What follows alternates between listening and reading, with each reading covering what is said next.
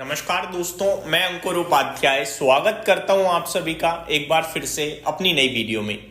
दोस्तों, यहां पे आप सभी के साथ बात करने वाला हूं भारतीय बाजार के बारे में, जिसमें आपको गिरावट देखने को मिल रही है। उम्मीदें तो हमारी नहीं थी कि गिरेगा बाजार, बट गिर गया क्योंकि अमेरिका में अचानक बड़ा शार्प यू टर्न आ गया भाई साहब। जो डाउ 500 पॉइंट ऊपर था वो करीब 400 पॉइंट नीचे बंद और हो गया।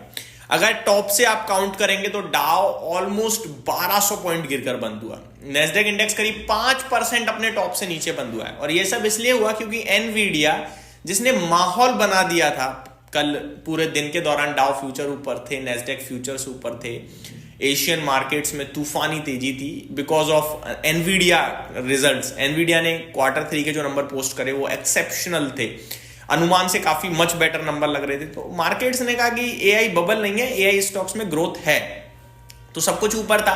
अमेरिका का बाजार भी ऊपर खुला, बट खुलने के 1 घंटे बाद ही गिरावट शुरू हो गई, और जब गिरावट शुरू हुई तो भयंकर गिरावट हुई है। तो एनवीडिया खुद जो 4% ऊपर था, करीब 4% नीचे बंद हुआ है, 8% डे हाई से नीचे बंद हुआ है। उसके चलते सॉफ्ट बैंक वगैरह जैसे शेयर तो 10% तक क्रैश हुए हैं। तो भयंकर सेल ऑफ था, बहुत ही भारी भयंकर सेल ऑफ था, मैं ये कहूंगा आप सभी के साथ। और उसी का इंपैक्ट हमें अपने भारतीय बाजार पे भी हल्का फुल्का आता हुआ दिख रहा है। एक चीज मैं आपके साथ क्लियर करना चाहूंगा, दुनिया भर की गिरावट हमारे लिए पॉजिटिव है, याद रखिएगा। क्यों? क्योंकि वहां पे जो गिरावट हो रही है ना, वो सेलिंग की वजह से हो रही है, वो किसी ट्रिगर से नहीं हो रही, कोई इकोनॉमिक या जियोपॉलिटिकल टेंशन नहीं है, वो है सेलिंग। देखो, 2 तरीके होते हैं शेयर को गिराने के या बढ़ाने के। एक एक्चुअली में फंडामेंटल्स मजबूत हो तो शेयर ऊपर जाता है, और एक बाइंग बाइंग बाइंग तो पैसे की पावर से ऊपर जाता है।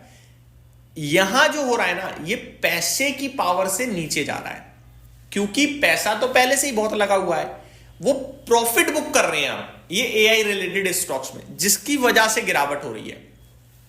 तो जिस जगह पैसा गया है उसी जगह से तो पैसा निकलेगा। हमारे बाजारों में तो पैसा आया ही नहीं है, तो जब वहां से पैसा निकलेगा तो वो पैसा हो सकता है उसमें से कुछ पोर्शन हमारे बाजार में आए, तो हमारे लिए तो ये पॉजिटिव है। लेकिन जब एक साथ अमेरिका 3000 पॉइंट डाउ में गिरेगा तो हम कहीं ना कहीं 300-400 पॉइंट तो गिरेंगे। अगर वो 6% गिरेगा तो हम 2% तो गिरेंगे, मानते हो ना? बस वही है। अब अमेरिका आप अपने हाई से देखो, डाउ ने ऊपर में करीब 48, अभी मैं एग्जैक्टली आपको बताऊं तो 45,700 पे बंद हुआ है। 48,300-400 के हाई लगाए हैं, 48,400 के। अब ऊपर से अगर आप काउंट करो तो वन साइड 2700 पॉइंट नीचे आ चुका है।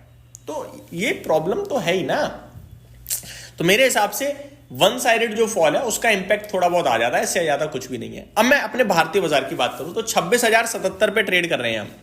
जितनी ज्यादा देर हम 26,100 के नीचे रहेंगे उतनी ज्यादा प्रॉब्लम बढ़ेगी। 26,000 से पहले कोई सपोर्ट है नहीं, और 26,000 पे भी जो सपोर्ट है ना, वो भी थोड़ा डगमगा रहा है। डेटा ये बता रहा है ऑप्शन चेन का। हालांकि अभी फ्राइडे है, फिर मंडे है, फिर ट्यूसडे एक्सपायरी है, तो दिन है, अभी 2 ट्रेडिंग सेशन हैं, आज का भी बचा ही हुआ है। लेकिन अभी तक डेटा ये बन रहा है कि कॉल राइटर 26,200 पे तो बहुत एग्रेसिव हो गया, more than 2.5 crore share trade हो गए हैं। और 26,100 पे भी आज में काफी ओआईएन चेंज दिख रहा है मुझे। तो मेरा मानना यह है कि 26,100 के ऊपर अगर हम रहेंगे तो कॉल राइटर थोड़ा नर्वस रहेगा और शायद एग्रेसिवली पोजीशन ना बनाए, तो ऊपर जाने के चांसेस रहेंगे। अदरवाइज इस ट्यूसडे तक प्रॉब्लम क्रिएट हो जाएगी। हम 26,200 पार नहीं करेंगे, इवन हम हो सकता है 26,100 भी पार ना करें, क्योंकि बहुत तेजी से कॉल राइटर एक्टिव हो रहा है 26,100 के लेवल्स पे। तो ये मेरी तरफ से आपके लिए निफ्टी के ऊपर बात होगी। अब आता हूं स्टॉक स्पेसिफिक। तो आज परेशानी थोड़ी ज्यादा दिख रही है मुझे ब्रॉडर मार्केट में। 493 शेयर्स आपके पॉजिटिव है केवल, जिसके सामने 2160 शेयर्स नेगेटिव है एनएससी पे। तो आप कह सकते हो एक बढ़ने वाले के सामने 5 से ज्यादा गिरने वाले शेयर्स हैं। तो काफी वीक, 5 तो नहीं है, 4 से ज्यादा गिरने वाले शेयर्स हैं, तो वीक है मार्केट। स्मॉल कैप इंडेक्स 1% नीचे है, मिड कैप इंडेक्स ऑलमोस्ट 1% नीचे है, बैंक निफ्टी में 0.8% की गिरावट है, निफ्टी सेंसेक्स आधा परसेंट नीचे है। आज एक कैपिलरी का आईपीओ लिस्ट हुआ, 9% गेन्स के साथ ट्रेड कर रहा है, अच्छा है। निफ्टी ऑटो पॉजिटिव है, बाकी सब नेगेटिव है। टॉप लूजर मेटल है 1.5% नीचे। Real estate, PSU banks, financial services, energy में भी अच्छी खासी भारी गिरावट देखने को मिल रही है। थोड़ी सी बात कर लेते हैं कुछ अपडेट्स पे। दोस्तों, ग्रो जो कि लगातार चर्चाओं का विषय बना हुआ है, उसके रिजल्ट्स आ चुके हैं। रिजल्ट्स बहुत ही ना क्रिटिकल है। आपको लग रहा होगा कि स्टॉक गिरा नहीं है, अच्छे नंबर से, लेकिन नंबर्स अच्छे ज्यादा नहीं है। मैं डिटेल में आपके साथ डिस्कस करूंगा आज, बट ब्रोकरेज हाउसेस को कवर करते हैं। अपोलो हॉस्पिटल पे मॉर्गन स्टैनली ने ओवरवेट की रेटिंग को बरकरार रखा है और 8813 का टारगेट दिया है। फिनोलेक्स मिल्स पे मॉर्गन स्टैनली ने ओवरवेट की रेटिंग दी है, 1900 रुपए का लक्ष्य है। टेक महिंद्रा पे जेफरीज ने अंडर परफॉर्म की रेटिंग दी है और टारगेट 1270 रुपए का। लोधा पे जेफरीज ने बाय की कॉल दी है, 1625 का टारगेट है। एलएनटी पे सिटी ने बाय की कॉल दी है, 4500 रुपए का टारगेट है। आगे यही कुछ ब्रोकरेज हाउसेस की रिपोर्ट थी दोस्तों जो मैंने आप सभी के साथ डिस्कस करी।